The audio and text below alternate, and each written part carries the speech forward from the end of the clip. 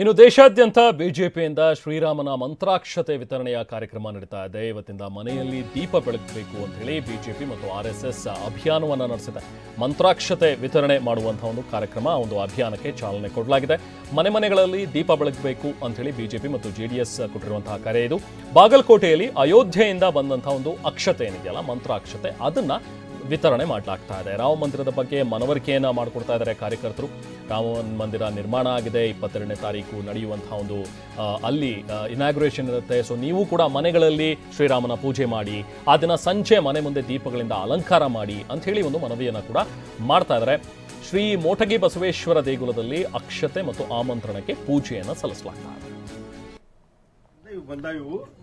ರಾಮನ ಮೂರ್ತಿ ಪ್ರತಿಷ್ಠಾಪನೆ ಆಗ್ತೈತೆ ಅಲ್ಲಿ 22ನೇ ತಾರೀಕಿನ ದಿವಸ ಈ ತಿಂಗಳ. ಅದಕ್ಕೆ ದೀಪ ಹಚ್ಚಿ ಎಲ್ಲರಿಗೂ ಒಳ್ಳೇದ್ ಮಾಡಪ್ಪ ದೇವರಿಗೆ ಬೇಡ್ಕೊಳ್ಳೋ ಅಂತ. ಇದು ರಾಮ ಮಂದಿರ, ಅದು ಜಗಲಿ ಮೇಲೆ ಇಟ್ಕೊಡು.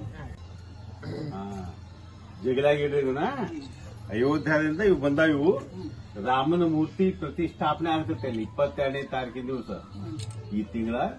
ಅದಕ್ಕೆ ದೀಪ ಹಚ್ಚಿ ಎಲ್ಲರಿಗೂ ಒಳ್ಳೇದ್ ಮಾಡಪ್ಪ ದೇವರಿಗೆ ಬೇಡ್ಕೊಳ್ಳೋ ಅಂತ. ಇದು ರಾಮ ಮಂದಿರ, ಅದು ಜಗಲಿ ಮೇಲೆ ಇಟ್ಕೊಡು. ಜಗಲಾಗಿ ಇಡ್ರಿಗುನ ಅಯೋಧ್ಯದಿಂದ ಇವು ಬಂದಾವ. ಇವು ರಾಮನ ಮೂರ್ತಿ ಪ್ರತಿಷ್ಠಾಪನೆ ಆಗ್ತೈತೆ ಅಲ್ಲಿ 22ನೇ ತಾರೀಕಿನ ದಿವಸ ಈ ತಿಂಗಳ. ಅದಕ್ಕೆ ದೀಪ ಹಚ್ಚಿ ಎಲ್ಲರಿಗೂ ಒಳ್ಳೇದ್ ಮಾಡಪ್ಪ ದೇವರಿಗೆ ಬೇಡ್ಕೊಳ್ಳೋ ಅಂತ. ಇದು ರಾಮ ಮಂದಿರ, ಅದು ಜಗಲಿ ಮೇಲೆ ಇಟ್ಕೊಡು.